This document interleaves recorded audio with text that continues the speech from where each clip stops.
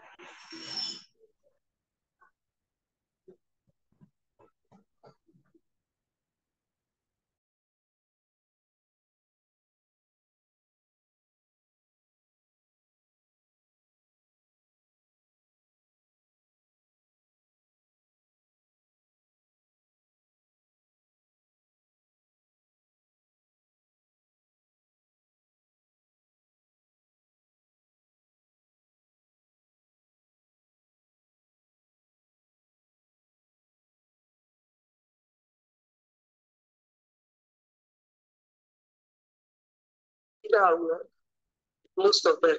If I was not on the job at all, I probably would not know that. Yes, so you're better off going somewhere. That might be the place where you meet.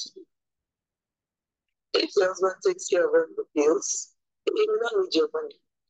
We all like that type.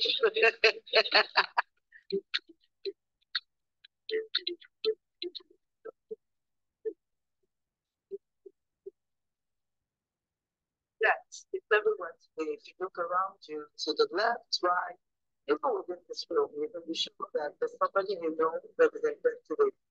On today's episode, answering your own questions, will be answering some questions regarding that and other aspects of finance. So come along with that. John. Okay, so the next question is, how much debt? Yeah, interesting question. So, how much debt do you think is too much debt? At what point do you think, like, do you feel like, this is too much? Yeah.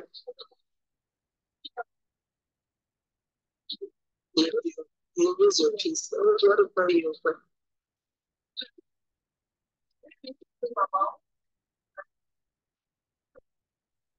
So, actually, it has nothing to do with the amount because it would be relative for different people. So we can say this is the certain amount that you shouldn't borrow or acknowledge. But what I can say here, every time you're borrowing people, I don't get the amount. You don't have peace. Number two, you don't have control over your life anymore because, especially when you're defaulting, because it's not every time you borrow money that you don't pay. Once you begin to default, it becomes too overwhelming because now you've taken money you cannot afford to pay from you, and there's a lot of pressure. So that's already too much. So it has nothing to do with the amount. It has everything to do with the inability to pay back those debts when it is due.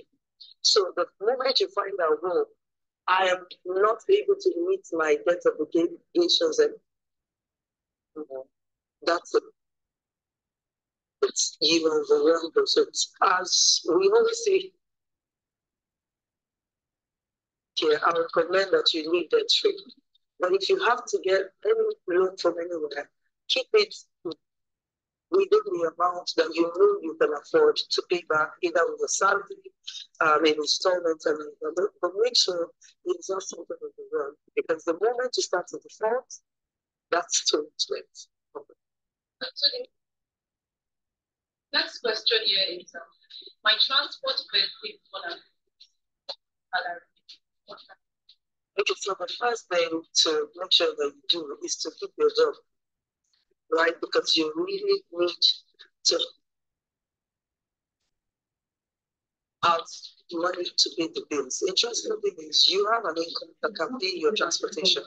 So make sure you maintain your current job and see, I'll backtrack a bit. If you are someone who lives on a budget, if you're someone who plans your spending, well, it may be a case of not enough income this time around, like you're not earning enough. For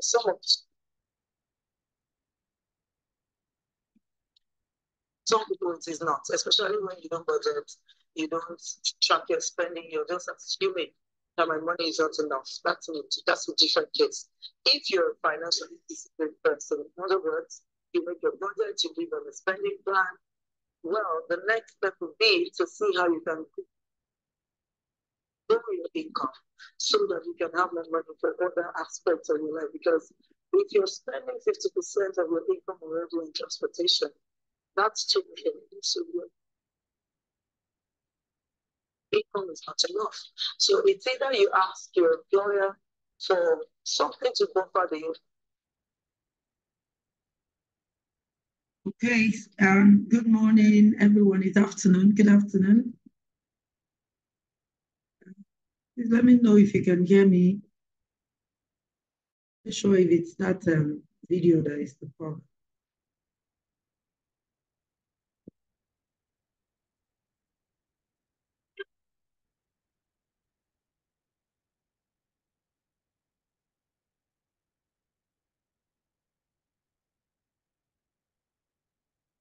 Can you hear me?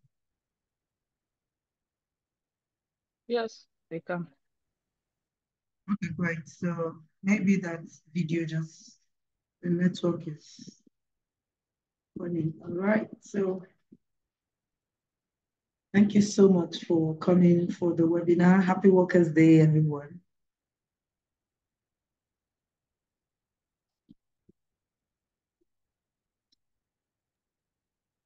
Happy Workers' Day to you too.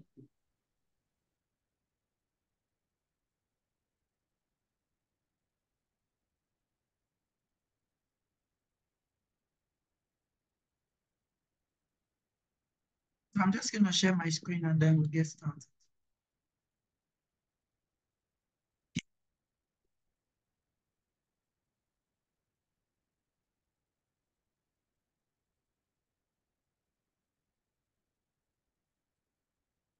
Please just confirm that you can see my screen in the chat and then I'll begin.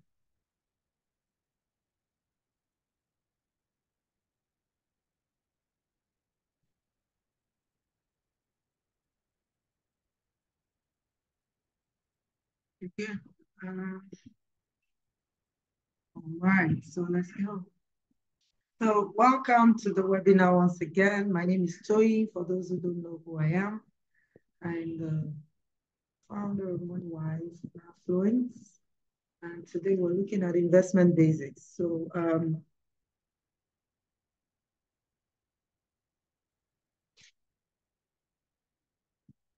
why did we put this webinar together? What was the reason that we decided to have this on Workers' Day?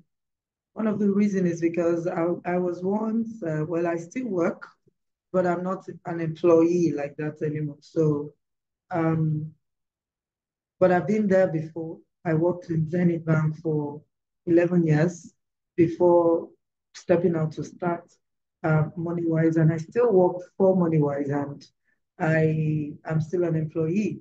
So I have the experience. I know what it is to earn an income, and I know what it is not to have any income at all. Because right now, well, when we started out, it was difficult to even get paid a salary. So you can imagine me leaving a job of over 500,000 at the time to come into my own business where I wasn't making any money. So it's been a while and things have gotten better over the years, for which I'm grateful to God for. So the one of the things that I have a passion for is to show employees that they can actually create wealth using their income. If you know what we do, I've always said this from the onset, and it hasn't changed.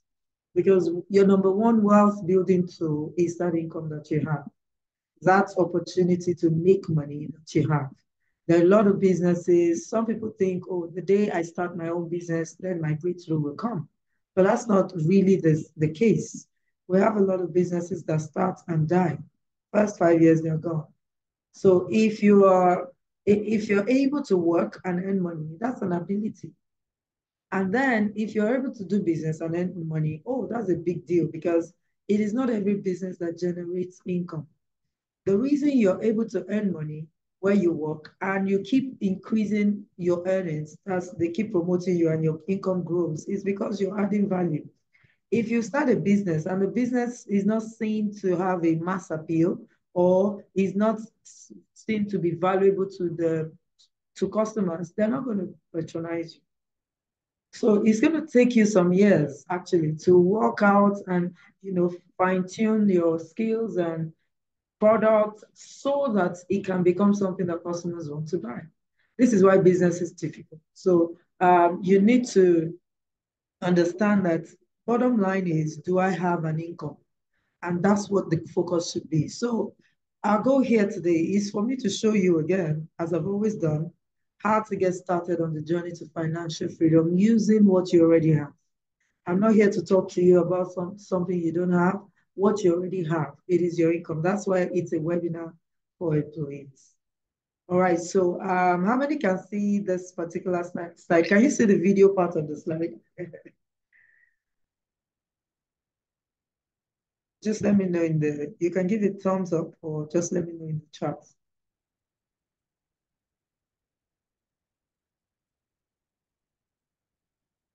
Can we see this track and the person's moving on it? Okay, great. So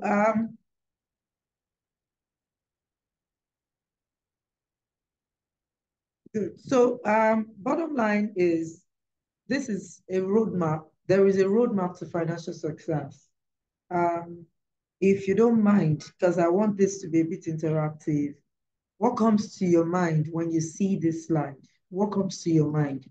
What I already put the head in there, but again, I want us to be able to think together.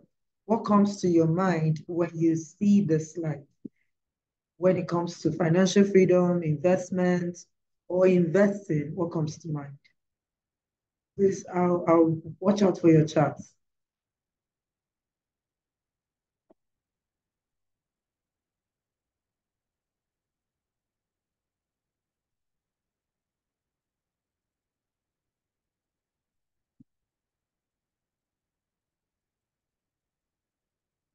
Different ways to generate income. Okay, thank you, Oriako.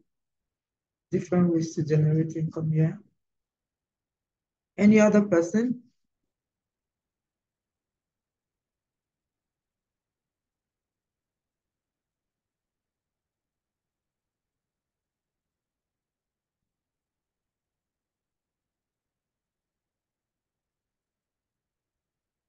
Okay, so that we don't take too much time, I wanted us to be able to think through the particulars like passive income sources. That's another angle to it.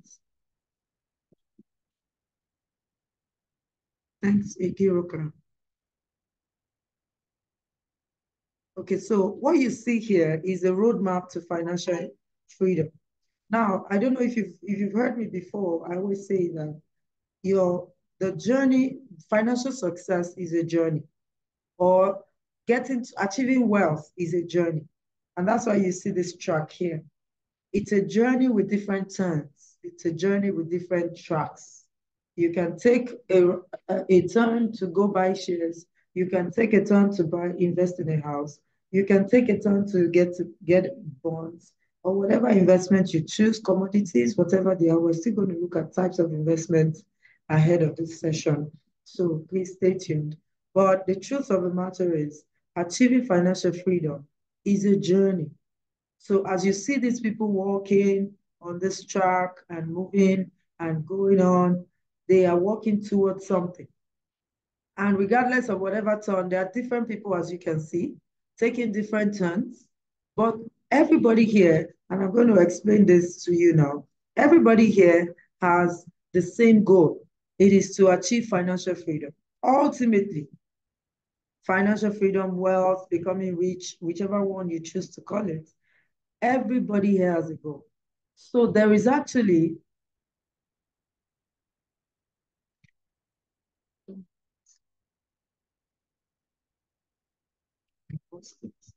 okay, so there is actually a track, a pathway, a roadmap to success. Now, how do you use a map? If you're going to get somewhere, what do? You first of all, in fact, the map will automatically sometimes take your current location and then ask you where you're going. So everybody is going towards a destination, which is to build wealth.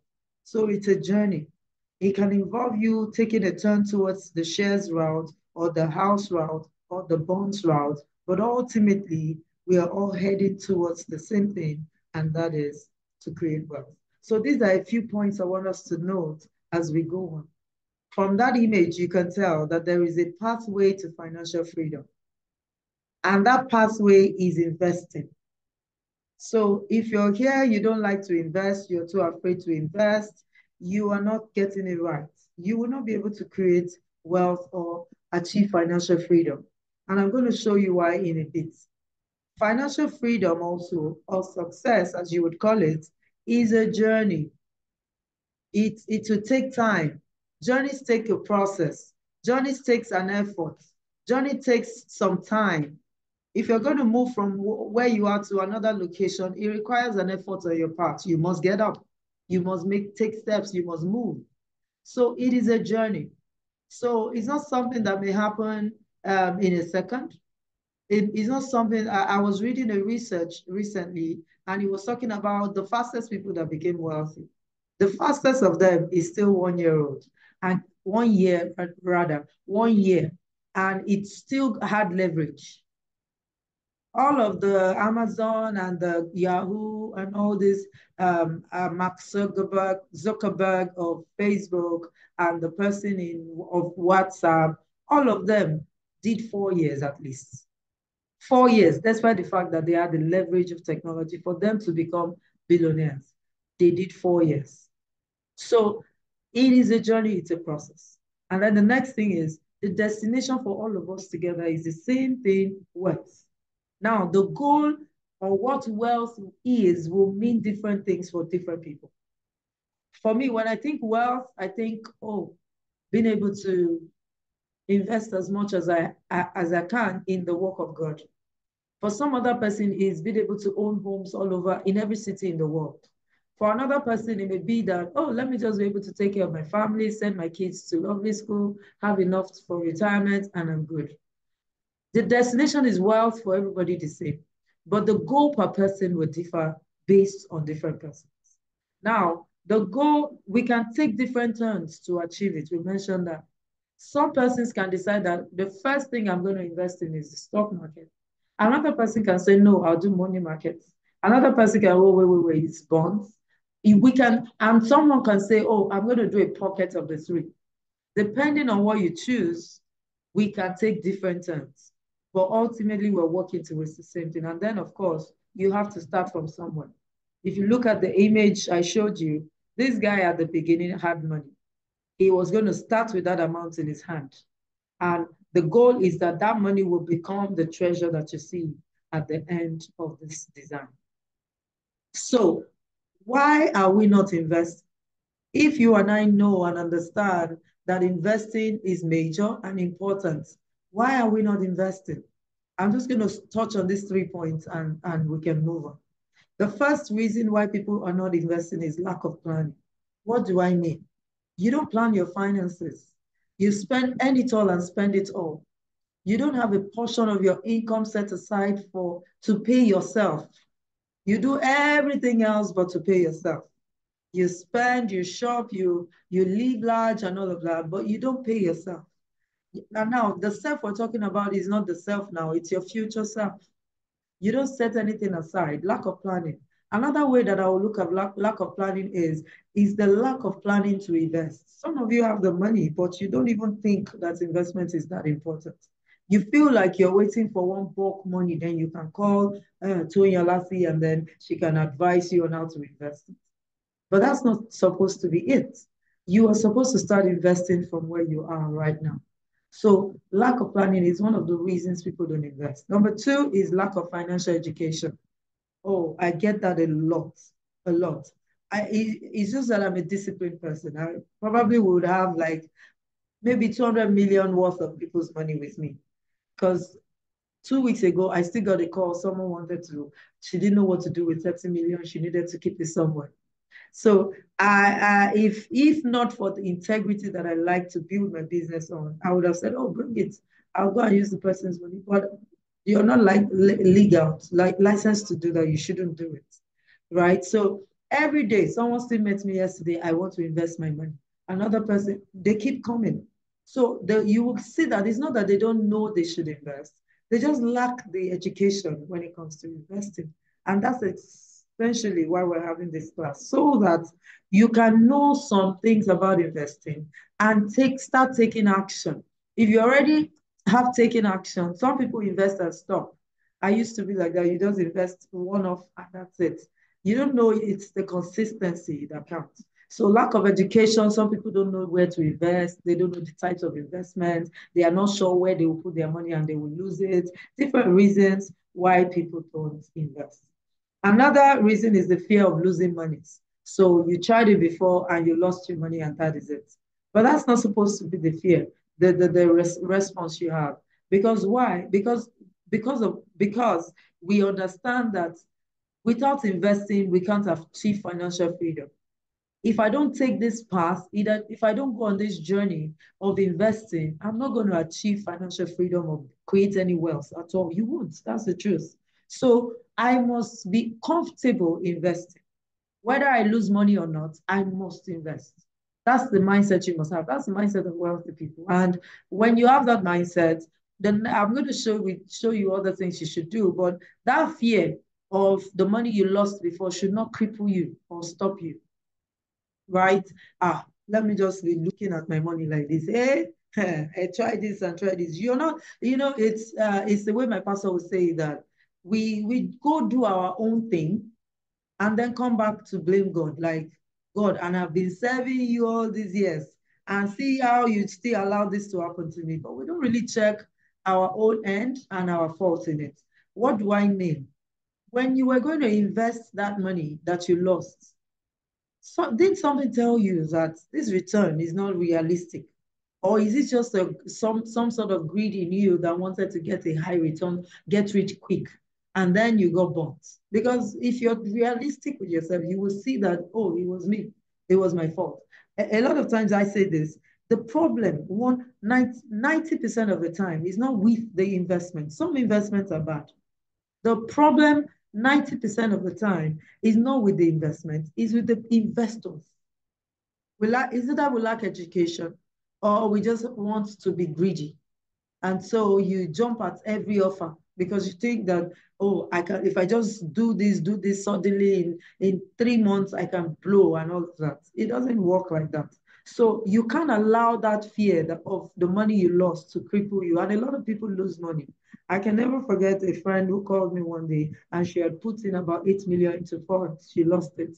A particular guy called me as well. They put money together into transportation business and it was gone. My sister-in-law put money into a particular business in partnership with someone, and it's gone 7 million.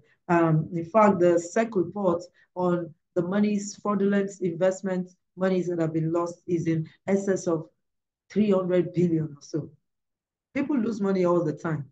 So are we going to avoid the industry, the space? Are we going to sit back and just watch other people make money while we just are crippled by that fear? No. So we need to deal with these three aspects. And that's part of what we're doing here today. I want to dispel that fear. I want to educate you as much as I can, even though it's a short time. And then I want to take out that lack of planning, which also comes from lack of education. Please let me know if we're together.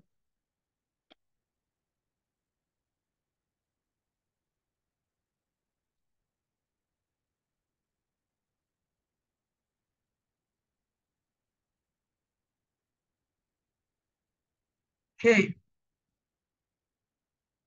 All right. Thank you. Thank you. Thank you, Matilda. Olga, thank you. All right, great. So I'll move on. So, what are the reasons why you should be investing? Why should you be investing? Number one, without investing, financial freedom becomes merely an unrealizable desire. You just want more money.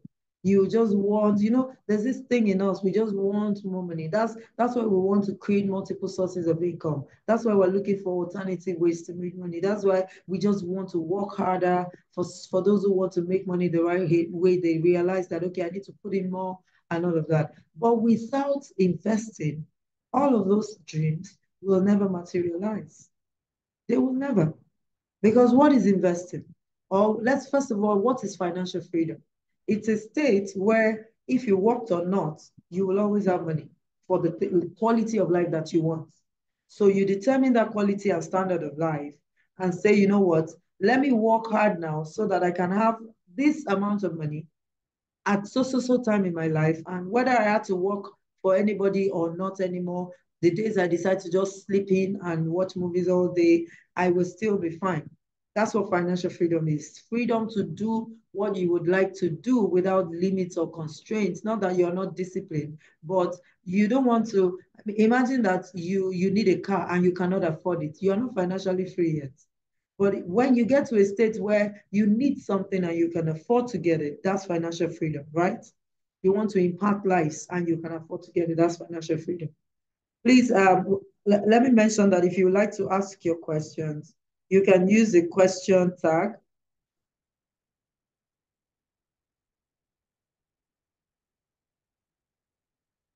I'm trying to look for it, but I'm sure you can see it from your end. The question tag. Feel free to use that to ask your questions.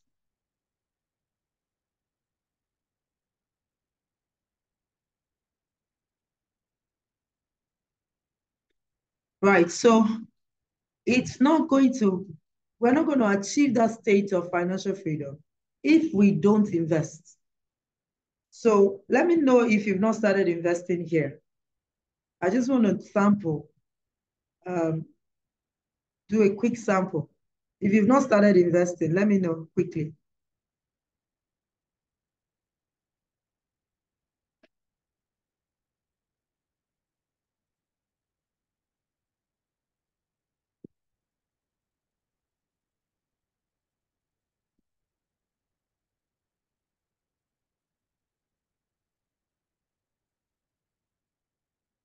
You've not started.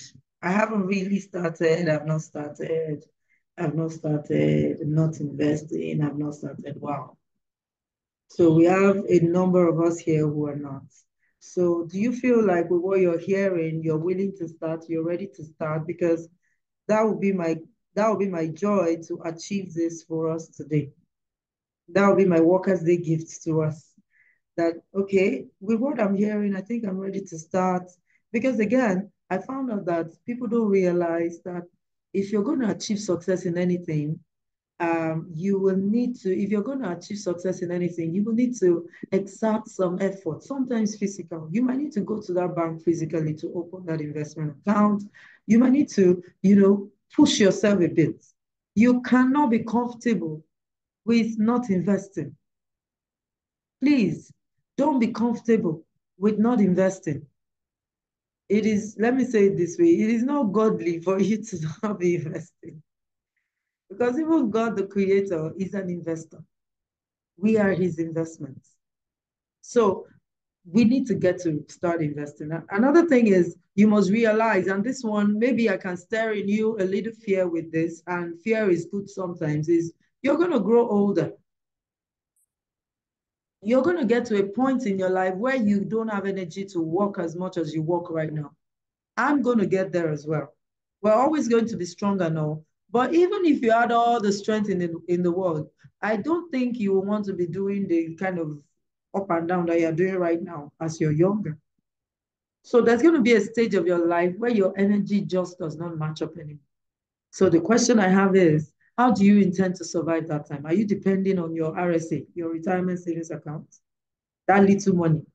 Do you really think that amount will provide you the quality of life you want to live at old age? Because one thing that investment does, and that is the number three value here, is your money goes to work for you when you're not working. Now that you are making that money, you better get the money working for you. Someone says your money should be working harder for you than you are working. So how hard are you working? Your money should be doing times two, times three of that work for you, because that's when you can create enough resources for you to fall back on. Knowing what to invest in. I'm going to show you some of the things to invest in. Sometimes I found out that some people say is knowing what to invest, but really, really, really is the return on the investment that puts them off. And because of that, they don't do. And I say that that's a wrong approach. In fact, that is not right at all. So we're going to look at those things today, and we should be able to answer some of these questions.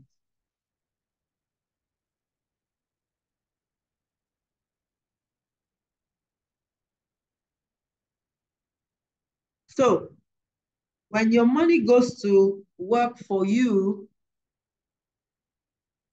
you can generate more money while you're sleeping. The money can be, in fact, it is working. If you bought the stock of a company here, do you go there and start running the company with them? No. Some people are putting in all the hard work, but you are here just doing your job and giving them money. And then they are making sure the company is running well. And if you pick the right company and all, you find out that you get good return from your investments eventually in the long term. So there are very many reasons why we should be investing. Is it the multiplication of your money? How can you achieve financial freedom if your 10,000 naira is not becoming 10,100 and then growing to 1 million to 2 million? There has to be multiplication. Investing is the way, investing is basically multiplying your money. That's what investing is about. All right, so moving on. Let's now get to the crux of the matter. You know, when we advertised, we put certain things on the flyer that we were going to cover. So all this time I was busy laying the foundation. So this time I'm getting started. 5 keys to successful investing. The number one key that I always say is don't rush to invest your money in anything. Please understand it very well before you go ahead to invest. Don't follow a bandwagon. Make sure that you are clear on what you want to, what the investment is about. And like I always say, if I come to you and say, oh, I'm selling, for example, Affluence is available right now via the web app. We're patiently waiting for the mobile apps to be live. And then on both the Google Store and the App Store. And then I come to you and I start to sell Affluence to you. Download Affluence, book your investments. Make sure you understand the kind of investment. Now, I know the part where you can have trust in someone to an extent, particularly someone who's done something consistently. I'm sure since you knew me, I've always talked about money. I haven't, you're not likely to see me selling maybe yam or selling something else and all of those things. You're not likely to see me do those things, right? I have always spoken about money and it is money. The tendency is there for people to trust me. That's what, in fact, people pay me for. The moment you start to make money in your business is the time where you've earned the trust of people enough. They see you as an authority in your field, right? And the more authority you gain, the more money you make. All right. So, but still, if I'm telling you to invest in something, it might just be that I have a vested interest, right? And so you will be mistaken if you just take my words, hook, line, and sinker. Why don't you do a personal research? A little. Just check. That's why you must understand whatever it is you're investing in. And you must take the time to investigate before you invest. Don't follow a bandwagon. I remember when the craze for land first of all started many years ago. It came into the banking industry because they know that it was if at the time when the concept of payments in installments, payment plans entered into Nigeria, and I mean real estate companies leveraged it and they would sell those lands to people with consistent income. And of course, bankers were targets. I I we were targeted and it came from head office, everybody. There was this bandwagon effect. It was a buzz, it was a thing. And so most of us who invested, we just bought those lands without really thinking about it. I didn't know the location of the land. I didn't care where it was. But till today, I'm shocked that that land, I still don't know where it is. It's not, the last time I checked, the location still hasn't developed. And I'm thinking, what did I pay for? At the time, 800,000. What did I pay for? So we need to be very, very careful not to follow a bandwagon effect when it comes to investing. Now, if you've ever wondered why people lose money to investing, this is it, one of it. So as I'm talking about these 5 keys to successful investing, I am already fusing it in with how not to lose money, because which is one of the areas of focus on this webinar. How you should avoid losing. Know what you're investing in. I'm not saying you should be an expert in it, but okay, where are you people doing business? Who knows you people? Where are you from? What is it that you do? Please know about it. Number 2 is think long term. This one is major because a lot of people don't want to wait. It's a problem even in the 21st century because Gen Zs especially, they don't want to wait for anything. So everybody is on the fast lane. But I tell you the truth, that you don't want to wait, you don't want to wait. Mark Zuckerberg, I'm sorry I don't pronounce his name. The name is just too difficult. Mark Zuckerberg, you know, it took him 4 years to become a billionaire in dollars. You may have worked longer than that. You may not have been tech like him and all of that. But there are other businesses as well that are doing well today that took a while. Successful people are those who take the longest time perspective into things. If you check any successful person you see today has put in the work on the back end, you may not just have known. It's so common to say people woke up rich, but really, really, if you check, they were not sleeping. To you, it looked like that guy just woke up and became rich. No, he did something for so long. Achieving financial freedom is a journey. It's a journey, is a journey. You saw that roadmap. It's a journey ahead of you. You need to take baby steps towards it. And there is nothing like getting rich quick. It takes a process, it takes time, it takes consistency. So even when you're flying, it will take some time. So have this long-term perspective to things. When you have a long-term perspective to things, what do I mean? When you invest 5,000 naira in money markets, and every month they give you is around 17% right now, which is a good opportunity for everybody to take because the MPR has gone up. Now, if it's you give them 5,000 naira at 17% per annum, even if it's just 500 naira they give you, what is the problem? It is the amount you invested. Some people say, no, if I use that 5,000 to do pure water business, I know where I will be. Who told you that? If you use the 100,000 naira to do pure water business, by now the business may have died. I tell you the truth, because business is not that easy as well. So let's not, when you are like that, where you just feel like my 5,000 should have brought me 10,000 naira quickly, you're not thinking long term. So just in case you feel like, oh, I think long term now, I have a 10-year plan. No, that's not what I'm saying. I'm saying when you are making your investment decisions and you book an investment with, let's say, 100,000, let me make the figure substantial a bit, 100,000, and they give you, I mean, if you choose an investment like a fixed deposit, and they give you maybe 2K at the end of the month, don't say, oh, it is too small. The question is, did they give me the return they are supposed to give me? If it is a yes, how can I add more money so that my return will grow? Once the company you're dealing with has integrity, your end of the bargain is to consistently add money to it. And the money will be growing. But when you don't have a long-term perspective, you feel like, 100,000, a whole 100,000. It's just giving me 2K, 2K, I beg, give me my money. And I'm saying this from a practical experience. When we were at the bank, we did a lot of fixed deposits and customers come with that mindset. And again, and at the same time, we see people, I can never forget this particular young woman who became a widow early, and her husband had left her maybe around 6 million at the time. And she just brought it, she would do treasury bills, she would do some fixed deposit because she had 3 kids to take care of. And she diligently was building it. Before I left the bank, that woman was already in 20s of millions. And she always wowed me. But some persons come with 100,000 and expect that the bank will give them 10,000 naira return per month. But that depends on your rates and the available rates per time based on the economic realities at the time. So this long-term thing is a major problem for people. This is the reason why you keep your money, you're building up your money, for example. You know you have a target of 200,000 and you're saving 5,000, but you got to 50,000 and you ate all the money because you feel like, since I've been trying to save 50,000, since it's just taking forever. No, it has to take some time. That mindset has to be in you. Then create an investment plan. Create an investment plan. That's the third thing.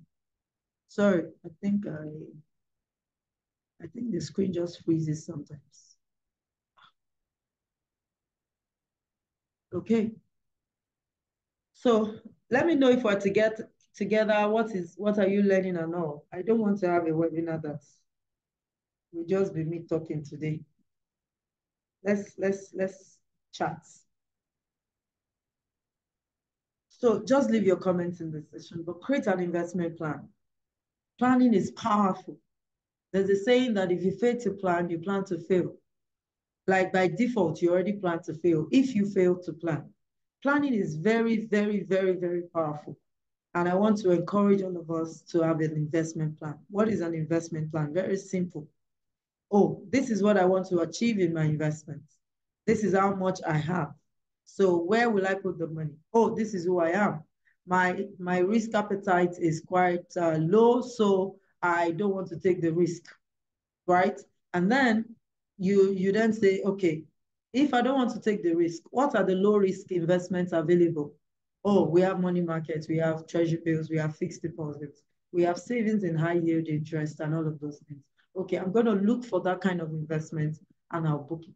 Is there another thing that I can add to it that is not so risky? Or am I at zero risk appetite, maybe really low risk appetite, and my entire, what I want to invest is strictly low? Oh yes, so I pick a portfolio of money markets, treasury bill, and maybe the federal government savings. And those are the 3 investments I'm putting my money into.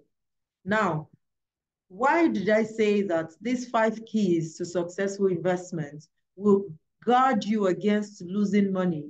Because we are also supposed to look at why do people lose money to investment and how do we ensure we don't lose money? Because when you have an investment plan, for example, you already know that I don't have this risk appetite. You've done your assessment, either with a financial coach or you sat down to do it yourself. Now, I don't have appetite for risk. When people come and tell you, oh, bring this money and make this in 10 days, you tell them, something in you knows that this is not. Is it for some people? Oh, yeah, it's for some people. Some people have appetite for it, but I don't. I have an uncle that all his life savings is in treasury bills, and he's built a huge portfolio with it. He tried to do business one time, set up a filling station, and he was so overwhelmed that he sold it off. I can't forget. He sold off the filling station as soon as he could and brought all his money to treasury bills. He's worked for many years, maybe over 25 years now, and all his money, treasury bills, apart from investments in maybe the home or the kids and stuff like that. So you need to be able to tell what your risk appetite is, and then you pick a portfolio of investments that you will focus on. That way, if anybody wants to, if they like, they should work on their head and do and back flip or front flip, whatever they want to do. So you can pick an investment that is risky. You tell them no. Because why? I have a plan I'm working with. According to Dr. Miles Monroe, he said something that really resonated with me some time ago, that when you have a clear vision, your life is simple. And it is true because, for example, if I know that I'm building affluence, if there's clarity of vision is the reason why I stayed in the financial space for a while. It's not easy being here. Clarity of vision, it makes things simple. I just know that this is not what I'm supposed to be doing. And I don't want to compare myself with anybody.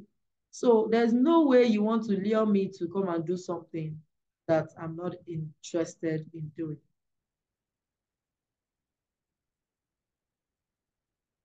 So next thing is start small and do it consistently.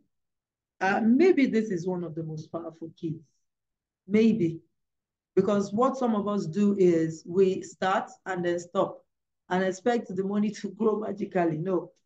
If you understand how compounding interest works, is the fact that you don't even take the interest. I'm not saying you can't have investment where you take the interest. I'll show you some of them. But when you start, don't stop.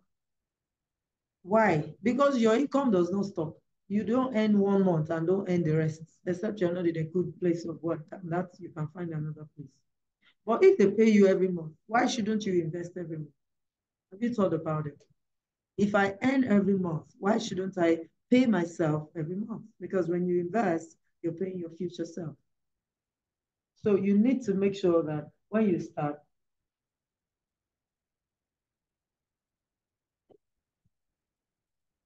you do it consistently.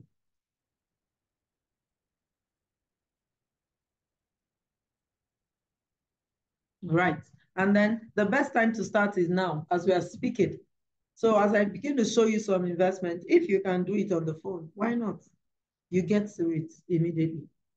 So if we have these keys together, let's now look at how it protects us from losing money. Have a habit of investigating properly before investing. If you are someone who investigates properly before you invest, you're not likely to lose money. Do you know Warren Buffett's 3 rules in investing? Number 1 is don't lose money. Number 2, the 2 rules of investing. Number 1 is don't lose money. Number 2 is remember rule 1. Don't lose money. So it means that there's a way, and he's a very successful person, right? So it means there's a way you can invest without losing money. And one of the keys, according to Brian Tracy, is that you should investigate before investing. Investigate, take as much time. And I always like to share this example. I have other ones, but this one is very important to me because I walked right in it. A client reached out to me and wanted me to help him get a land somewhere in Lagos, on the outskirts towards the new area where they're going to build the new airport where you have Dangote refinery and all. So I took a trip. He booked my ticket and I took the trip. I started to research. I linked up with an agent in Lagos. We started the work. And you know how agents are. Now he brought me in to be like a go-between because naturally agents just want to make their commission. So it is possible for him to have gotten an agent and probably go look for the land. But he knew that they would be prioritizing their commission over him, the client. So he brought me in as a third party to buffer that aspect of it. So we went to see the land. They showed us several options, and the price was reasonable. We were considering it a lot. After months of investigation, I'm telling you, months. From February till about October, we were on that property. And then we got to a point where we decided on a particular one. Good location, good amount, it fits with the client's budget. Oh, we're about to seal the deal. If we sealed that deal, I would have made millions. The agent would have made millions. Everybody would have gone home very happy, right? And so we got to the point where we were to make a trip to Ijebu Ode because one of the title owners, because when we were investigating, we didn't stop at just checking the registry. After the registry, the lawyers checked and all. We went for survey, we confirmed the locations. We then asked for the IDs of all the people on the documents that are representing the family, because there are all these family laws. So we got IDs, and it was just that of the king that was pending because he's a small king in a particular town in the Djibouti area. And kings don't come to you, you go to them. So we were supposed to make a trip to them. And then we had fixed the date. In fact, the client had sent the money for the family members trip who were taking us there, over 200,000 at the time, because we were to charter a car and then go with them. All right, so that night I remember praying and I said, God, if this thing is going to be a problem in the future, please step in because we are going to pay tomorrow. The plan was that once we got there, we verified the identity of the king. They give us the account number. I called the client over the phone. He wires the money and I leave with the documents. But while I was praying, the agents who at this time had gotten tired of me because I would not let him rush us. For him, the deal was the moment the search came from the lawyers, the registry through the lawyers, he was like, oh, this is a sealed deal. He was ready to go. I said, no, sir, it will not work like that. I called another senior, a son, and I asked him, what do you think I should check again with this particular property? He said, oh, do this, do this, do this. So he was the one that talked about getting IDs, valid IDs of everyone on the document. So that took us some time because a lot of them were struggling to release it and stuff. So eventually, the agent calmed down too when he realized that it looks as if this woman is onto something right here. Let me just chill. If this deal will pull through, I'll make money and all. So at this time, we were working together closely. And then he just said that he felt like that morning before we made the trip to go to the land, the day before we made the trip, because after I prayed that prayer, I picked up the phone to speak with him. He was now telling me how that, he's just coming from the land. That the moment something just told him to get up and go there by himself without the surveyor, without talking to the family members, just go to the land. He got there and he saw a woman there. Now the woman was sitting down there looking like a nobody, but she had a smartphone on her with her. And the woman, it felt like engaging her, and he asked her some questions, and the woman was like, so if it's any land here, don't buy you. That there's a lot of disputes. And she asked him the particular and say, many people have paid for that land. Go ahead. She brought out her phone, showed him the story. The same land belonging to the same family, because there are 3 families in that area that were sorted with lands. That same family, same land was already on dispute. And in the news, Sahara reporters picked it. But we didn't know. If we had rushed into buying the land, I probably would not have recovered from the problem till now. Because you collect commission and eat your commission, you get your charges and eat. But what about the clients? And so that is how God saved us from that particular, just because someone was investigating, both physically and spiritually. So please take as much time to investigate. Don't rush yourself. You imagine how long it took you to save the money. Why are you in a hurry? Why is anybody in a hurry to collect it from you? That calls for question, because it means your intention is just to have your own deal sealed as against my success. And such persons, you shouldn't do business with them. And then have a long-term perspective to invest in. You will not lose money if you have a long-term perspective to invest in. Let me put it this way. Some people, when dollar was going up, went to buy dollar as high as 1.6. And of course, it got to like 1,200. Now, when you're dealing with currency, everybody here knows that currency is the most volatile of all things. When you're in business, volatility of currency can crush the company. When you, whatever you do, as long as there has to be an exchange, it's dangerous and risky. And then someone else said, I remember someone even asked me within our community, can I save money in dollars? And I'm like, well, if you want to take the risk, why not? Some people do it and they win, but it's always difficult to beat the market. There are very few people who beat the market.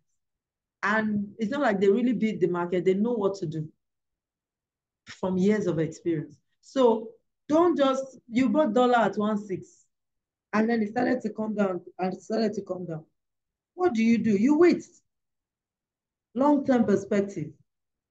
The moment it dropped, people were already like, oh, I've lost, I've done this, I've done that. And what is this? What kind of economy is this? When you want to get into the risky business, and we're going to look at those examples shortly, you are going in for the long term. If you don't have a long-term perspective, you will always be losing money. Because now some people went to sell what they bought at 1.6, they sold it at 1.1. Now it has gone back to 1.3.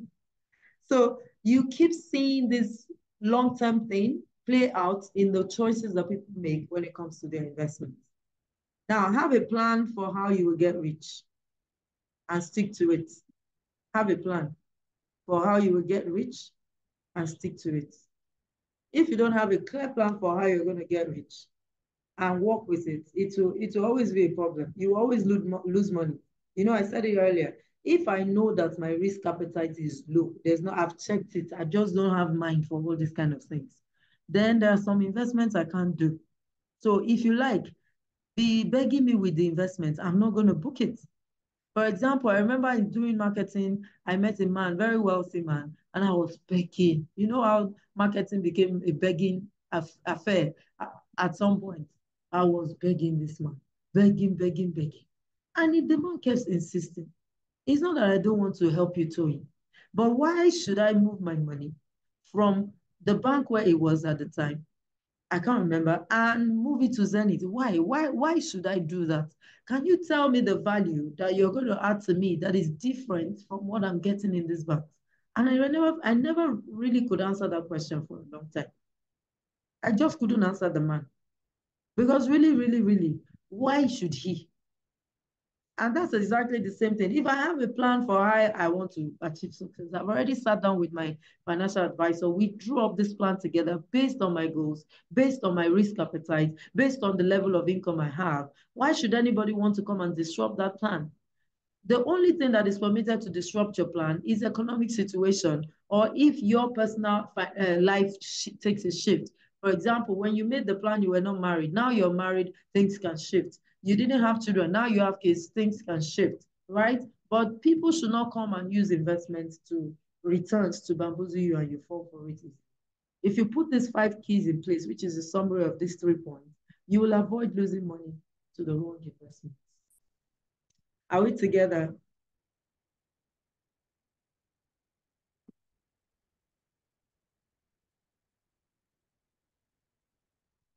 Are we together?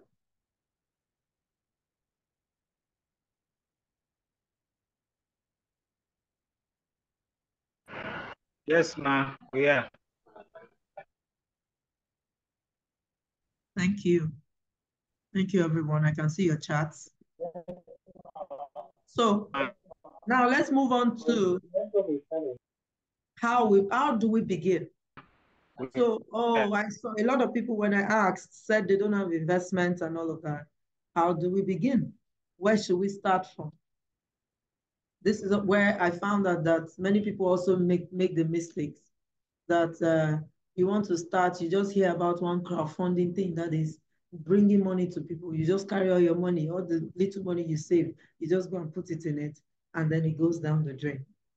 I don't know if the lady is here, but there's a woman that reached out to me, and she did this crowdfunding thing with money that she earned at the office, big money, I think about 15 million. And she went ahead to crowdfund the business. Until today, she hasn't gotten the money back. But the moment she reached out, this happened in 2022. So she decided, she became wise and realized that, okay, I shouldn't go without a coach this time. So she reached out to me, booked her annual pack session with me, and we started to work together and all that. And the next money she got now, she has bought an estate for herself. Imagine losing that kind of money and being able to buy an estate in a state, major state capital in the country because someone wanted to sell it in a hurry, but distress sale. What if she crowdfunded again and lost that money? So a little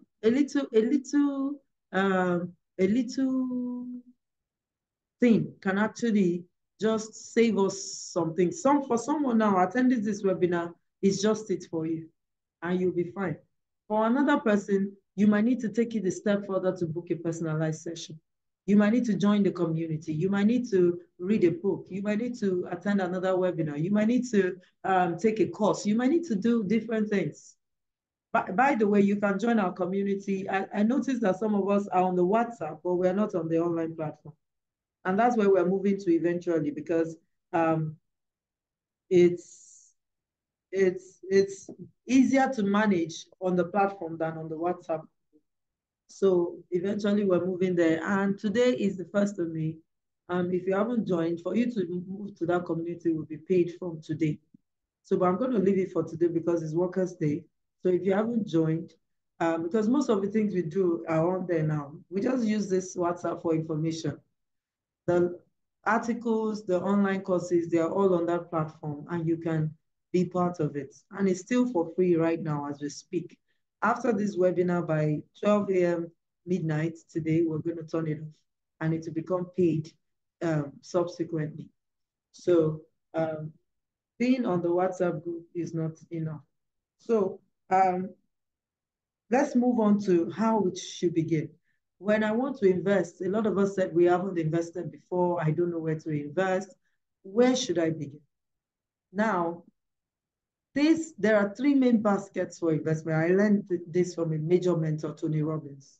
3 major baskets to invest in. And I'm sure you've also heard of the concept of risk balancing and all of that, right? You've heard of it. And um, can we hear me?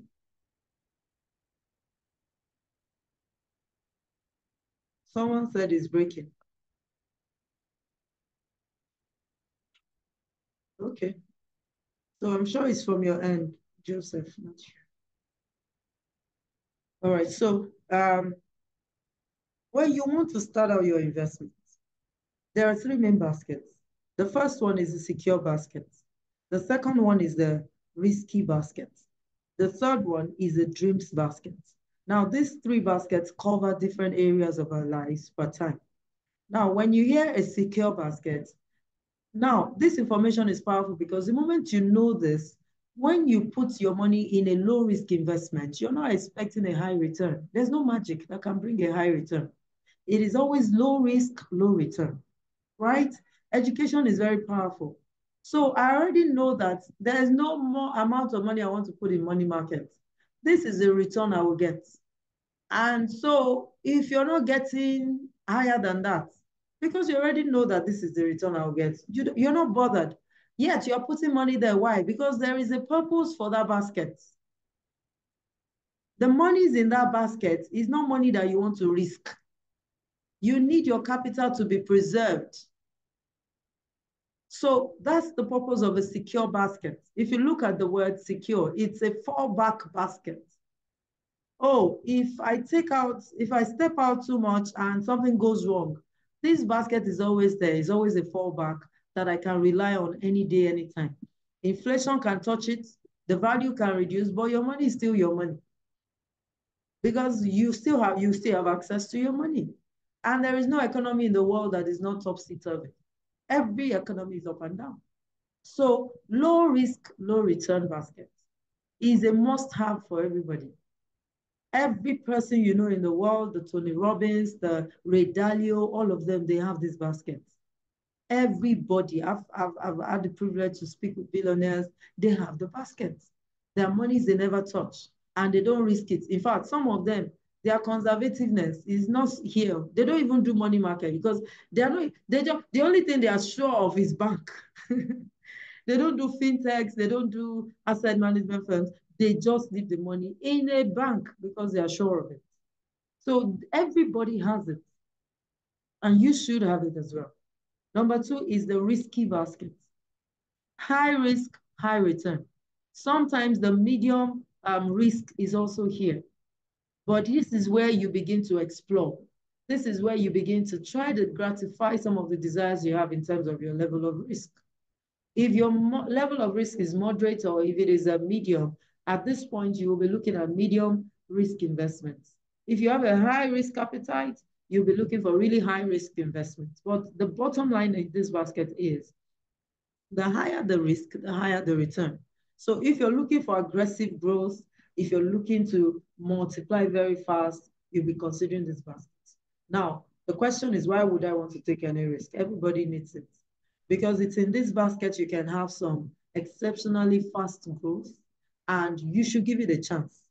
Don't say because I don't have risk, I don't like risk, I'm never going to try it. If you're 18 years old, oh, I'll be comfortable with you in the secure basket alone.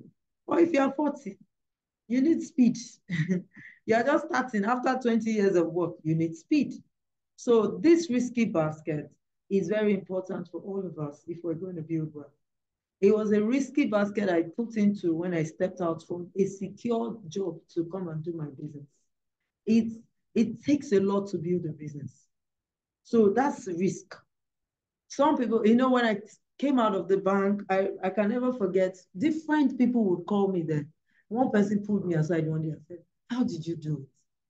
So it was at that point I started to realize that, oh, it looks like it's difficult for people to leave. How did I do it? Because I actually left for nothing.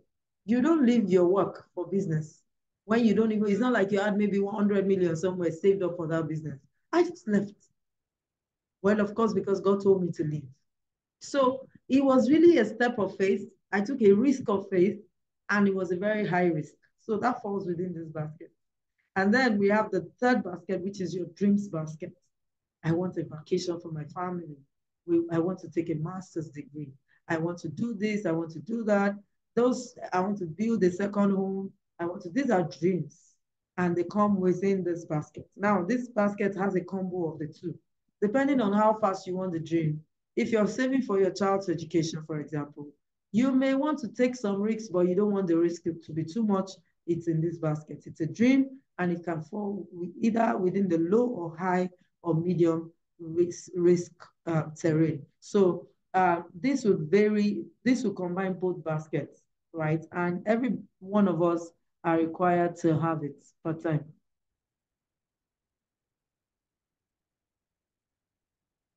How to know your level of risk.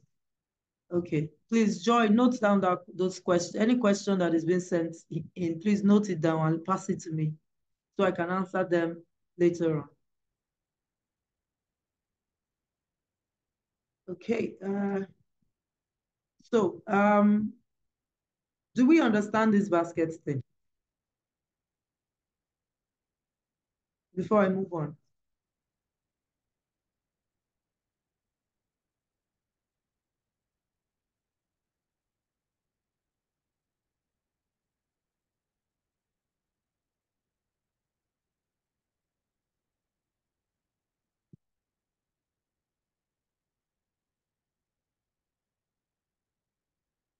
Right, so now that we know the different baskets, let's now fill them up, right? Let's fill them up, let's fill them up. So we're approaching the end now. 12 types of investments you can invest. We promised 12, and here they are. So you have your secure basket, you have the risky basket, and the dreams basket as well. Now, in this secure basket, you see high yield savings account. If you have an account with Piggyvest, can I see your charts? Just say yes, yes, yes. Piggyvest, Cowrywise, or any of these fintechs. Let me know. Okay, cool. That's a high yield savings account. Why do you put money with them? When you put your money with them, the bank would give you, say, 4% right now, but PiggyVest will give you maybe 16, depending on which of the savings accounts you choose. They could give you as high as 17, depending on what's going on in the market at the time. So that's a high yield savings account. Those are secure baskets. Money market fund. How many know about money markets? If you have a money market account here, could you please signal?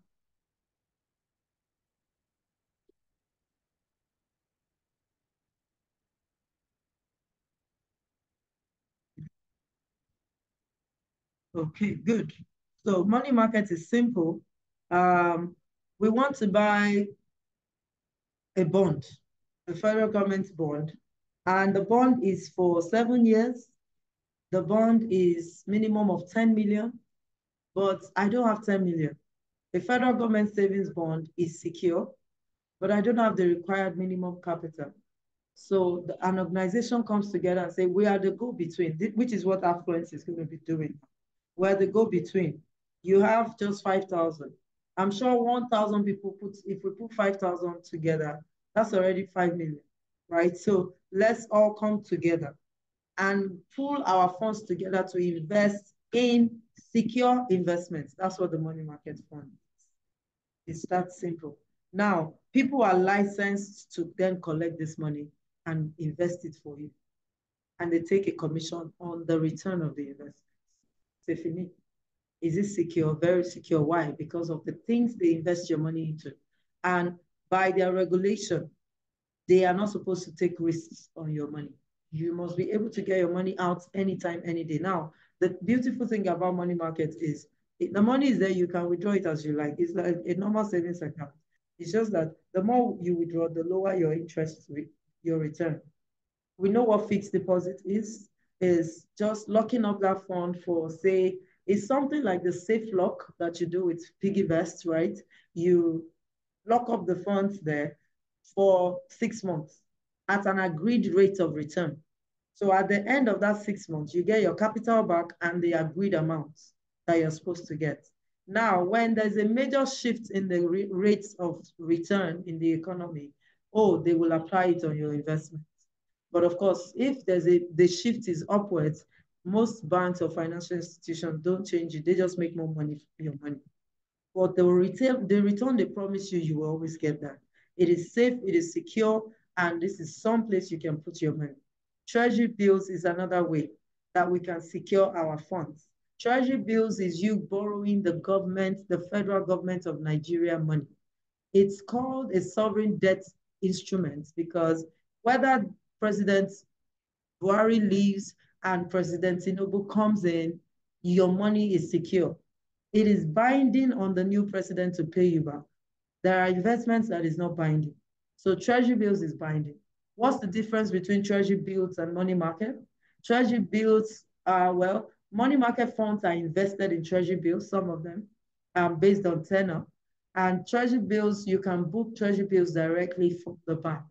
Treasury bills will run for 91 days, 182 days, and then 366 days. So 364 days, right? So you need to approach your bank, just tell them I want to book treasury bills. Why is treasury bill very nice? You can actually decide the rate you want.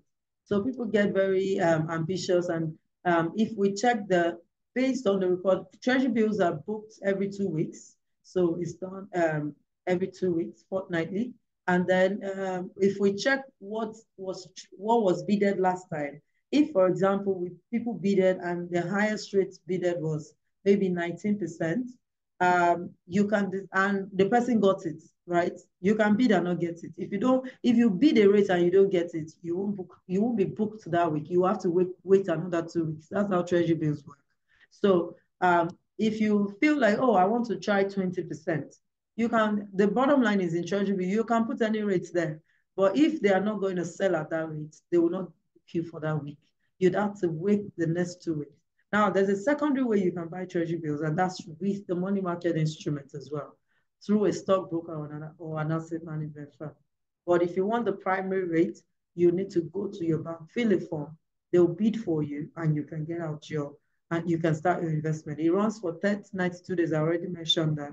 And with treasury bills, for those of us who always say, where can I put my money and get some interest on a monthly basis? Treasury bills is not monthly, but your interest is always paid upfront.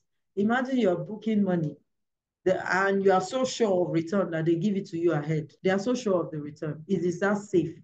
So if you put 1 million and your interest is supposed to be 100,000 at the end of the year, they give it to you ahead of time. So you can spend that 100,000, do what you want to do while your 1 million is there. The only thing with that is you don't get the power of compounding interest. It is at the end of the year, they give you your exact 1 million, nothing else added. So that's what treasury bills. Federal government bonds have a lot. The federal government savings bond, for example. Now, don't be confused about the word bonds. It's very simple. It's just people, somebody, an organization borrowing money from you. Now, why you and I? They understand the power of numbers. So they come to the Nigerian population and say, everybody, we want to borrow from you. Put your 5,000 together. And that's how you know that there's wealth even in the poor places. Because by the time 5,000 naira comes together, those treasury bills are overbooked in trillions of naira. So federal government savings bond was created because treasury bills, for example, if you approach a bank like Zenith, it's 500,000 to start. So the federal government, that's why the money market fund came to be.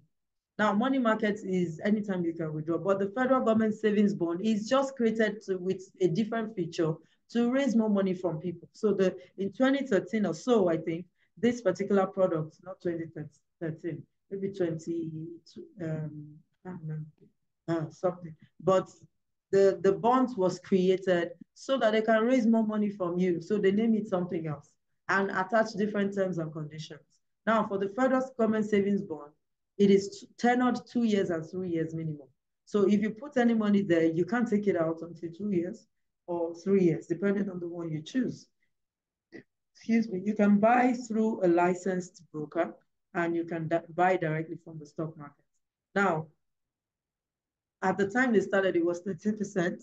The rate also changes with the current market reality. So I'm sure that now that NPR has gone up, the interest rate on federal government savings bond would have gone up. But the thing is, because you've locked in the money, if you've already booked it, they're not going to adjust your rates. So, but you can add more money to federal government savings bond, right? So every time you just keep adding money to it, and what you have there is growing. And it's tenured, 2 years, 3 years minimum. That's how you can book. And then we have the federal government bonds, green bonds. Green bond, as the name implies, is just talking about sustainability. So they bring up different products just to raise money, right?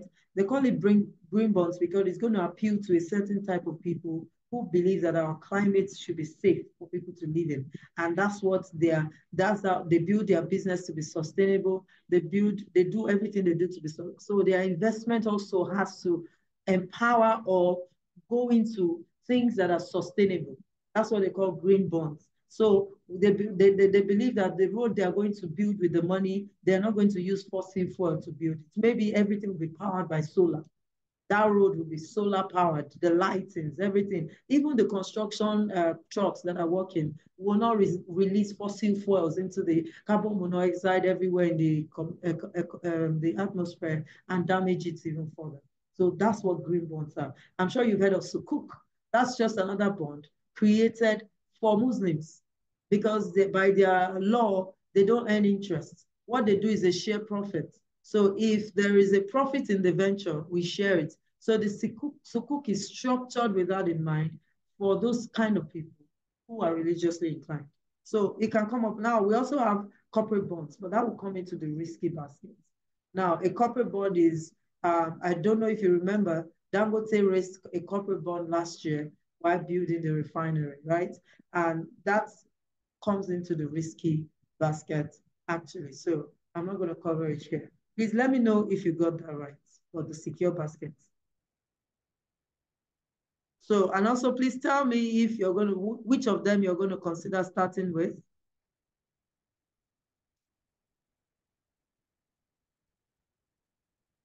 Yeah, maybe you should send the link as something they can tap on. Why is it not showing as something they can tap on?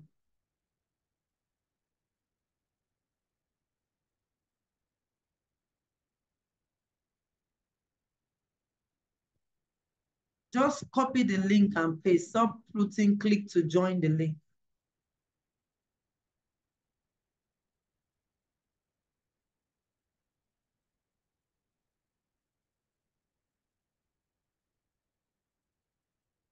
That's it.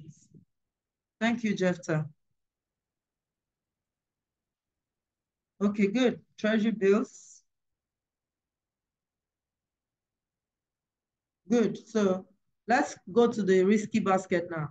High yield savings, okay? Good.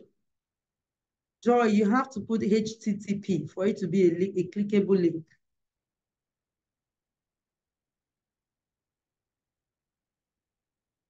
Good. So I like that we're already picking. So as we are picking, also make sure that you are ready to take action, right? So one of the things Affluence is going to do is to make sure that we can book all these investments from the comfort of our phones.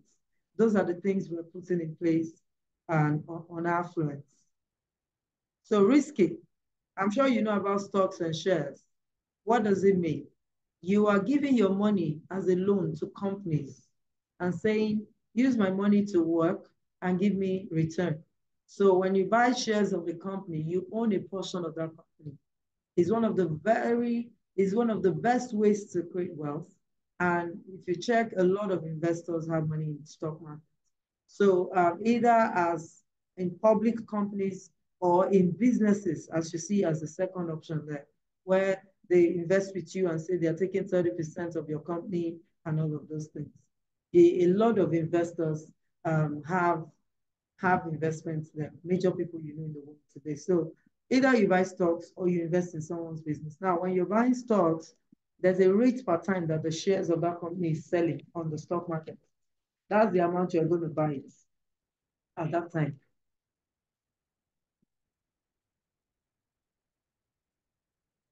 So when you buy shares of a company, it gives you opportunity to make money in two major ways. Number one is dividends, and number two is capital appreciation.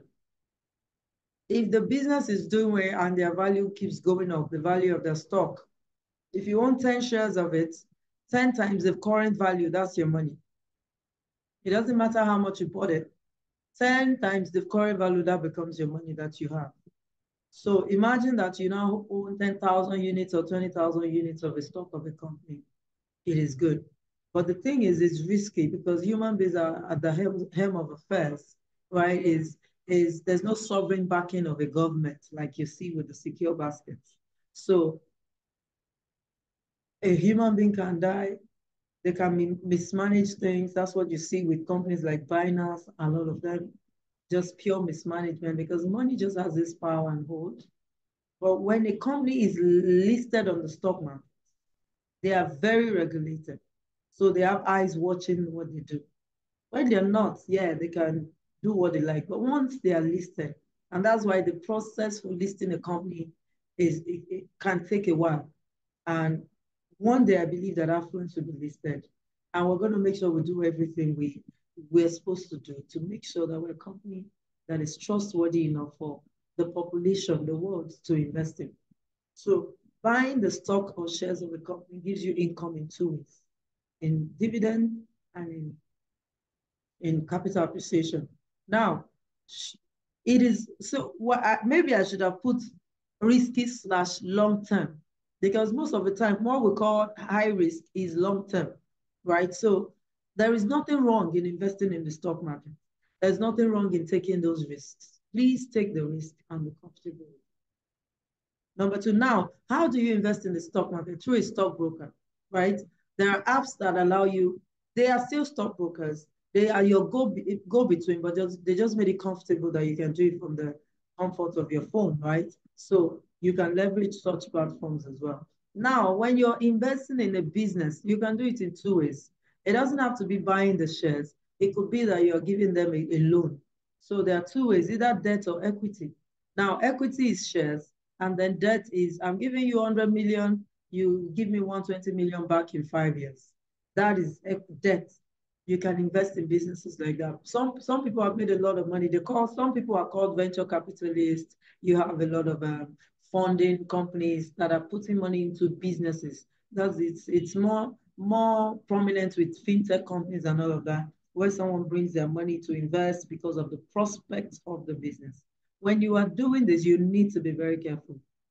I was at an incubation program in 2022, I think, and I was there for 3 months. It was intense. And my company was not picked as a winner, but the companies that were picked as a winner till today haven't got the money. Why? Because it's just difficult for people to just give you their money. So there's a lot of terms and conditions that you must meet.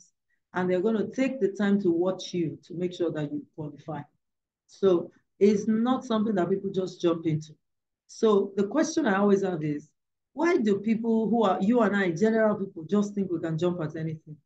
Because the reason people crowdfund businesses and lose money is because they just want high return for low risk.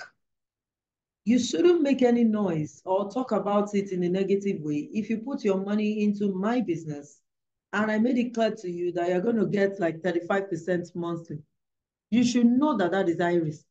In fact, the highest of the highest risks. Because even the businesses who do well, that does well the most on the stock market, can have maybe 38, 58% per annum. So if I come to you and say it's per month, even if I am not saying it is high risk, you should know that that is high risk. So know that as I'm entering this thing, I could lose it all or gain it all. That's the mindset of the risky basket. And that's why for different investors all over the world, they put different percentages into it. Now, some people can say 40% of my income will go into my secure basket, while the remaining 60% will go into the risky basket. That shows you they have an appetite for risk at a medium level. Some can say it's 30 secure, 70 risky. Depending on your risk appetite, you can determine how to go into some investments. Don't go and give your money to MoneyWise, for example, and then the MoneyWise faces a lot of economic issues, and the money goes down, and we could no longer pay you. In fact, some people they've enjoyed the money the first 3 months, but the moment the company is not able to pay anymore like this, they are all over social media. Like they didn't know it was high risk before. You knew, because you know the basic rule that the higher the risk return, the higher the risk. So when you're investing in someone's business, an individual, say MoneyWise, be conscious of it already. Is it that I win it or I lose it? And that's why we have the secure basket as a fallback. That's why where to start from is always a secure basket. You load it up. We have mutual fund. Mutual fund is just stock market, but they come together and say, oh, for example, I'm sure you've heard of the SP 500 index. The SP 500 index is just a measure, a particular pool of fund that they use that you can come and invest in. Why? It contains multiple companies, not one company. You can decide to buy the shares of Zenith, but it's different when you buy an ETF that has Zenith in it, that has First Bank, that has maybe the medical industry or real estate in it. It's different. That diversifies your risk a lot. That's what mutual fund does. It is risky, but the risk is diversified and better managed. Now, real estate is risky here and classified as medium risk because, like, check out that my property that I bought since now. Almost 20 years after, the money has now appreciated. And then we have Forex. I'm sure we have an idea. Foreign exchange, currency. We have cryptocurrencies as well, which is something that we all know about here. We have commodities. Commodities is particularly interesting because now in Nigeria, we have an exchange where you can buy commodities like you're buying stocks on the market. So you have gold on that exchange. Dukia Gold is there, and some other gold people. You can get a gold coin or a bullion and all of that. and you get it at an official regulated rate. Now, I'm interested in commodities a lot, especially gold and silver. Why? Because that's the only measure of money that is mentioned in the Bible. That's why I'm interested. God says the silver and the gold is mine. He didn't say the dollar and the naira. So that seems to be like the measure for true wealth. And the gold has been seen to be like a hedge against inflation in many cases. Why? Because it's just there. It's gold. It's not like wheat, for example. When you buy wheat, you eat it. People eat it. But gold, even if you change it from bullion to make earrings and jewelry, it's there. It's just there. So it may take a long time again because it's in the risky section, but it's a good hedge for inflation in the long term.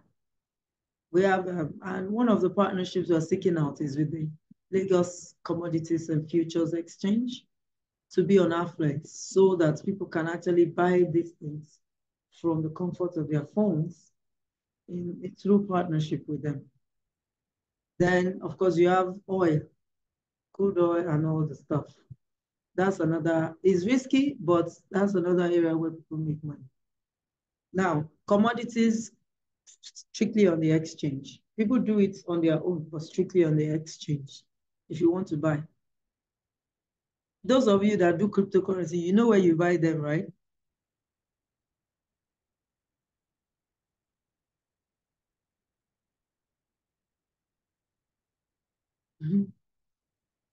My crypto people, where on a deal?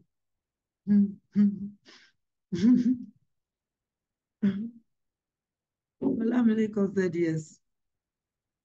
Good. So we have to look at those areas.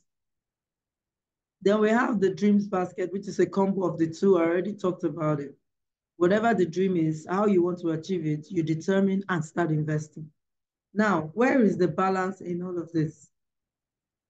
Did we get these different types of investments? Now, when you look at ETFs, and ETFs is also a combo of different shares, but they're always benchmarking against a particular thing. It may be an industry. They can decide to benchmark against a financial industry. They can decide to benchmark against a particular thing, maybe gold. You can have an ETF that is a gold ETF, and you're buying into it. It's cheaper with the ETF. The commission is lower.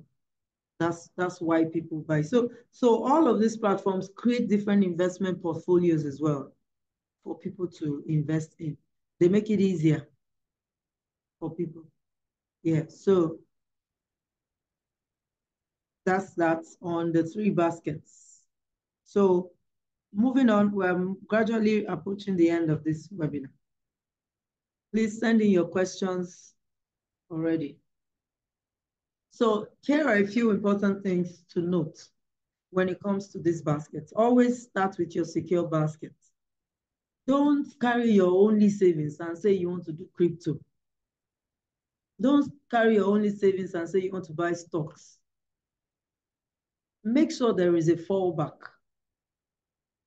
As you expand to other baskets as well, the percentage will depend on your risk appetite I mentioned earlier. Now, what is your risk appetite? How do you know? I don't know if you've played the game of Who Wants to Be a Millionaire before. If you've not played it, you watched it. You know, at some point on the level, if you get to 200K, they ask you, do you want to walk away or you want to continue? If you are the I walk away bunch, let me see your hand on this message in the chat.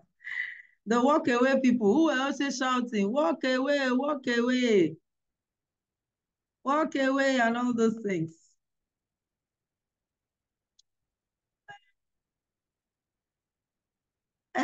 200,000, can you just walk away? Like, see this guy, he wants to lose. He's greedy. No, he's not greedy. He just has a good high risk appetite that you don't have. Like, how can you take risk and then come back to ground zero? That's exactly how investing is. You can take the risk and you lose all. And sometimes you take the risk and you win it all, just like that game is. So if you are, so Lord, not walking away with 200K, good. So that means you have an appetite for risk. Now, when the more you play the game or the higher you go, will now tell us how much risk you can take. So when you get to 2 million, will you walk away or you want to take the risk to reach 5 million? Just one question away, but you could lose all and go back to 250K. So that's how you know. If your team walk away, just stay with your secure basket. Very easy. Like, it's just a fun way for you to be able to tell what your risk appetite is. And then no matter how much you love risk, never lose money. It looks like you just told us take risk and blah, blah, blah, we could lose money. Yes, you could. But no matter how much risk you want to take, make sure that you do your best not to lose money. Will you lose sometimes? Yes, but it shouldn't be too frequent. Don't use someone's basket structure. It's because as we are here now, someone can both say, so which basket what are you combining? What are you combining? Don't copy someone else's basket. Your goals are not the same. Your financial status may not be the same. You can be earning the same salary, but have different financial challenges in terms of your behavior and your money choices. Even responsibilities at home are different. They differ. So don't use someone else's basket structure. Can you do 30-70 or 30-50-20? How do you want to do it? At some point, when you have built your secure basket to a level, the next thing is to take some risks. And then you identify the investment and start putting money there. If I lose it all, I have a fallback. If I don't lose it all, it is a plus. That's how it works. And then invest consistently in each basket. You must invest consistently in each basket.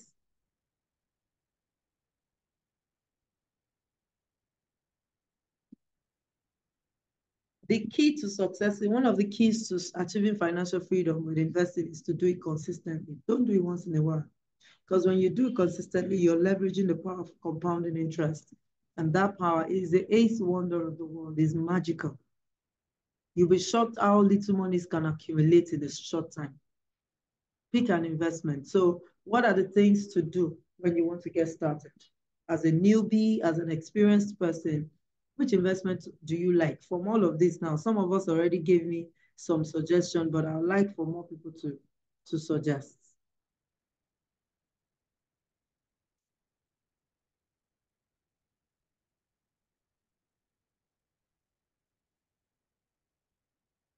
Based on all these things, how can we, which investment will you book? Stocks and mutual fund, good.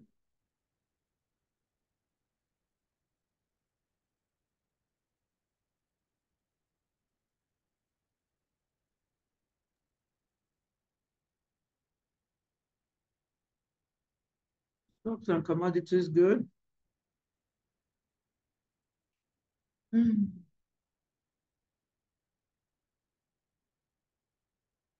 So let's look at how you can start now.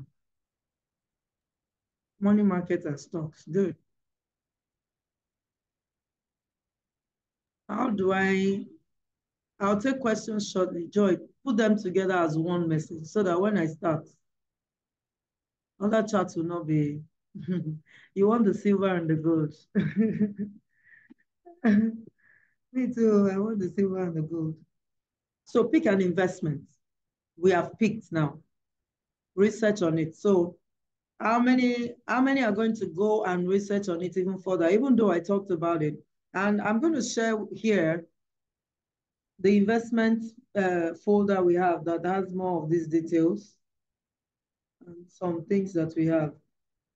Please, if you are not in our community, seek to join because we'll share that folder there and then you can read further. So you have the notes and be able to, read further on it.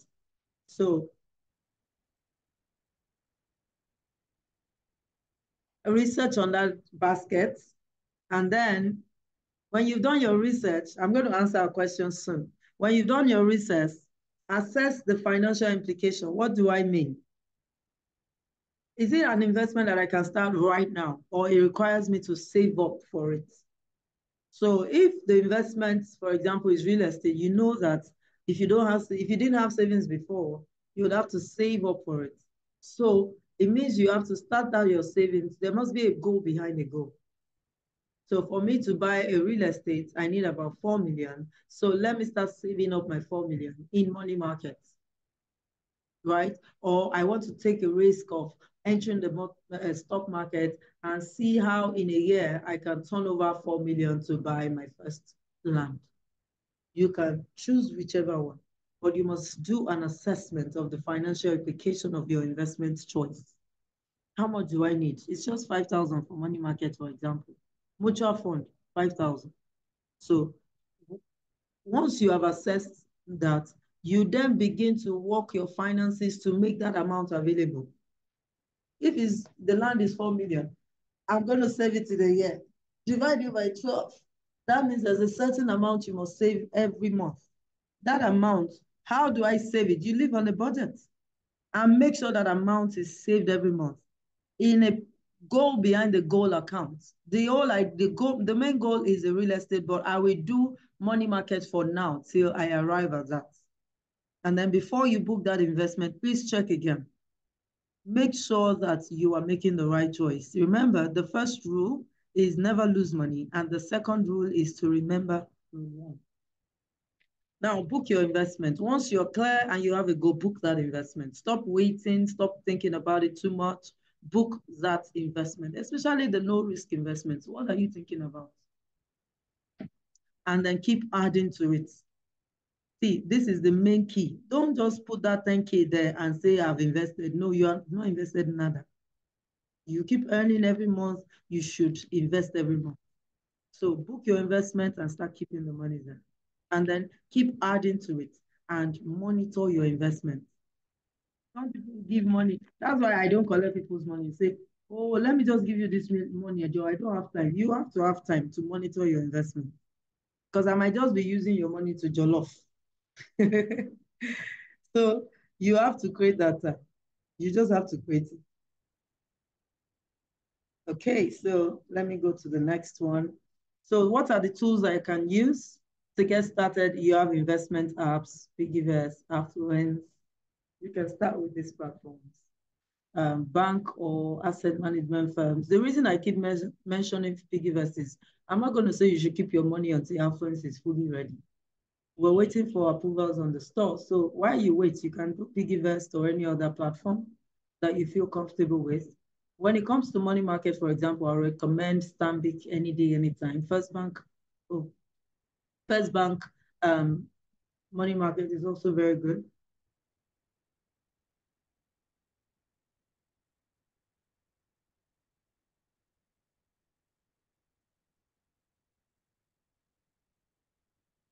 That is the bank or asset management firms. Treasury bills, just walk to your bank. Every bank books treasury bills. So approach them and fill the form. Remember, you have to monitor when they are booking. So they will tell you, but it's fortnightly, every 2 weeks. So if they've done it today now, and it closes at 12. So if your application is not submitted by 11 a.m. latest, they don't treat it anymore because there's a bidding cycle for treasury bills. And then we have a financial advisor. You can talk to a coach, determine how to start. Sometimes people just need a personalized touch and all of that. So how do we,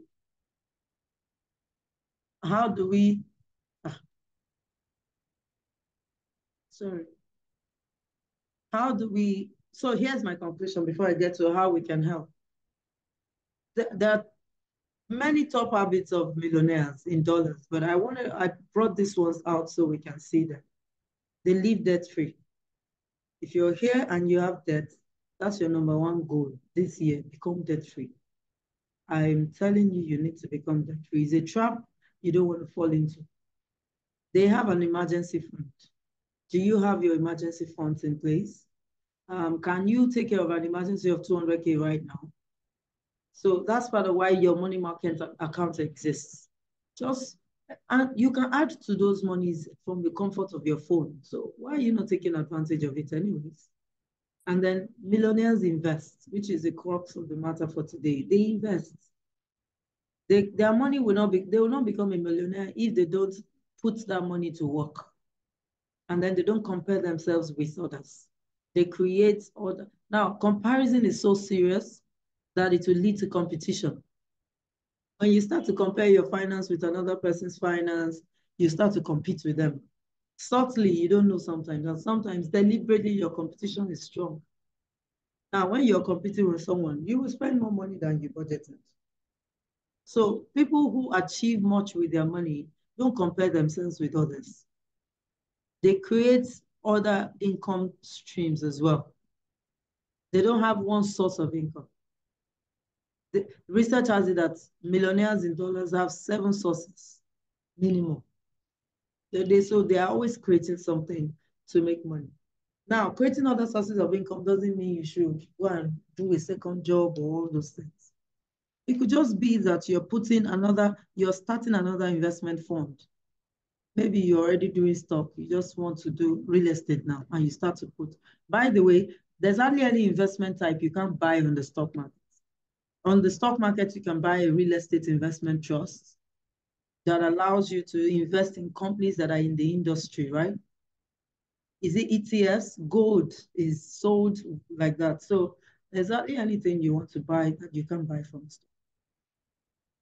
Then they create multiple sources and then they save up for their dreams. Early. They start early. Remember we said that, sorry, we said that the best time to start is now. Start early, especially if you're still young or you just got a job and all, start early. And then they always seek advice. Don't go without guidance because you don't understand the industry as much. Let someone who understands guide you.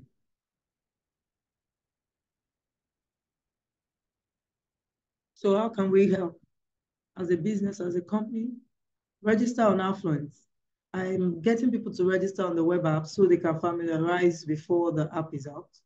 So you just register, see the options we have there, tell us the buttons that are not working efficiently, help us build a product that will serve you better, and then join our community.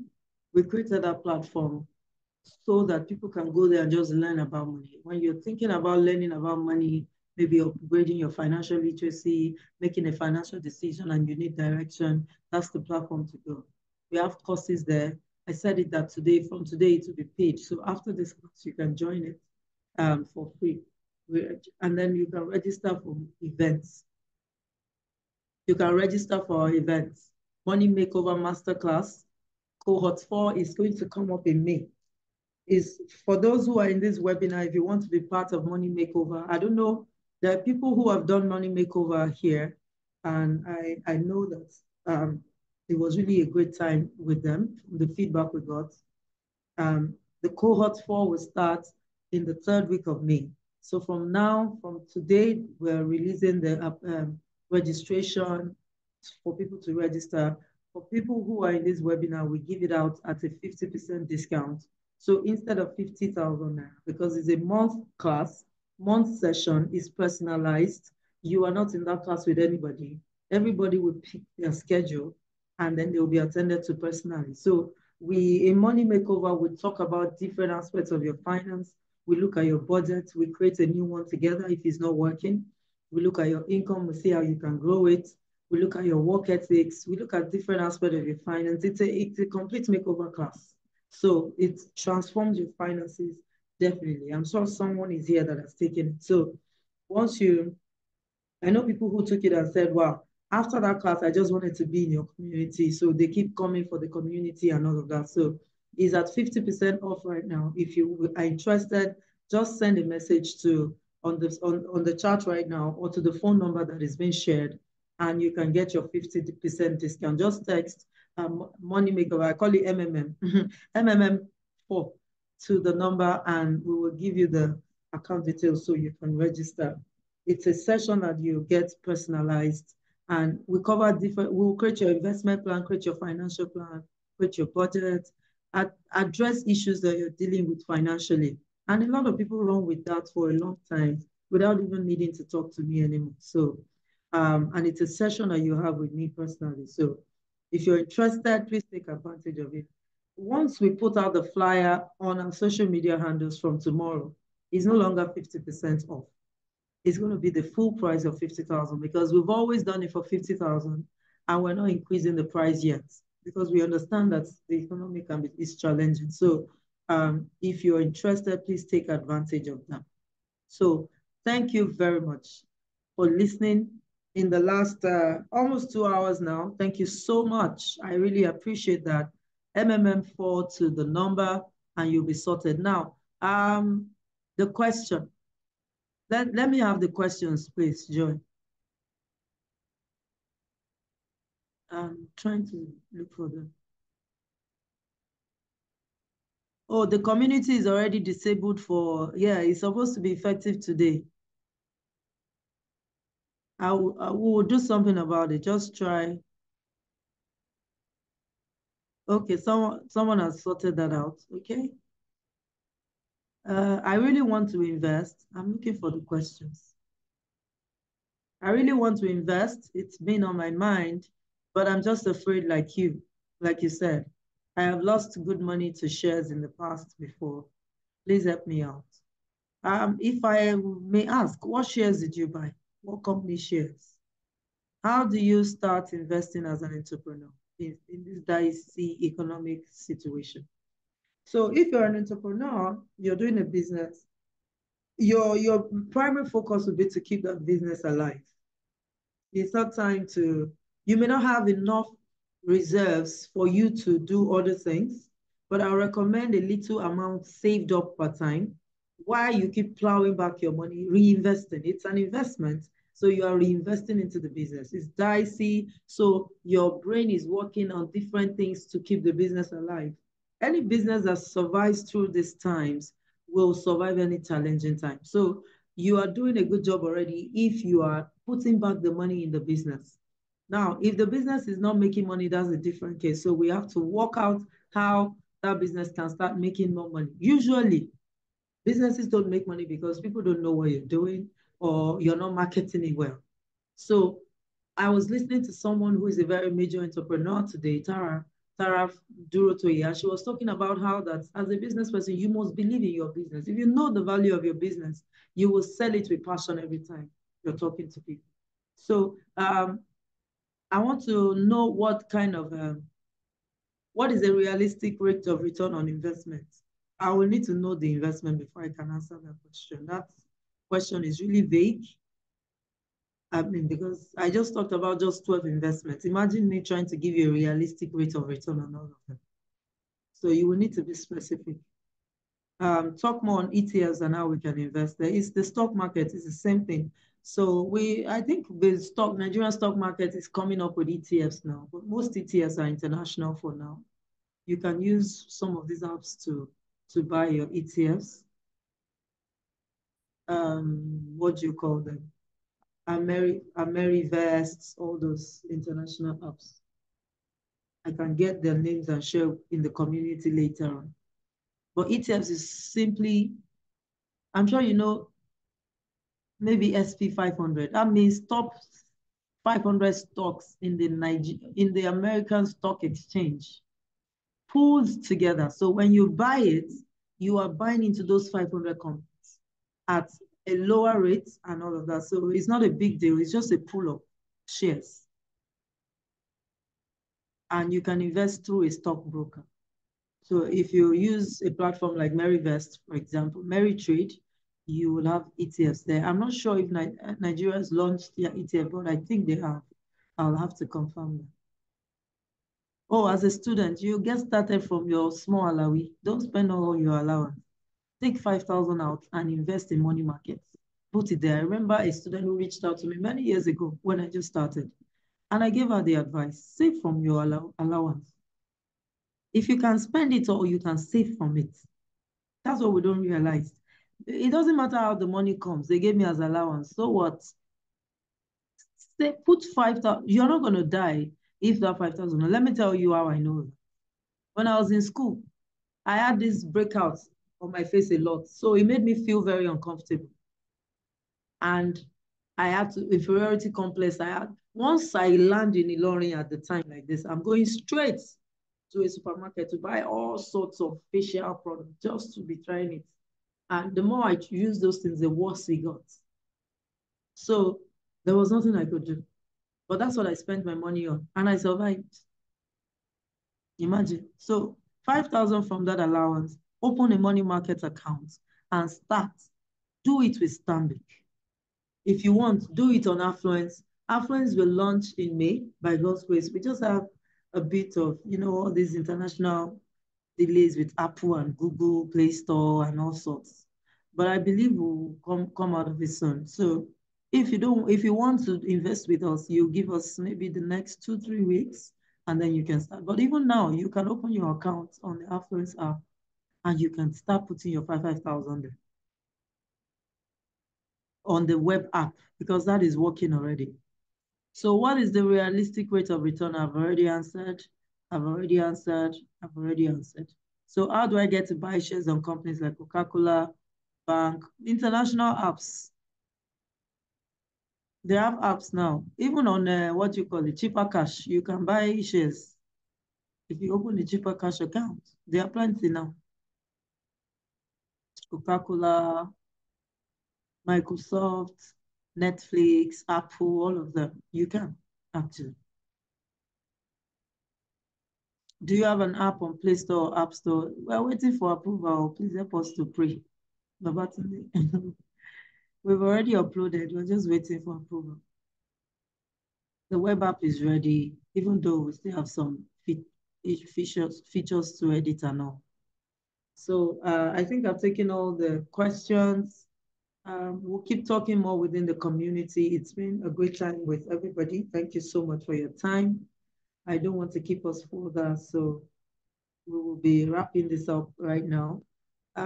If you have further questions, please, as you join the community, you can learn more. And also, Joy, you can learn more.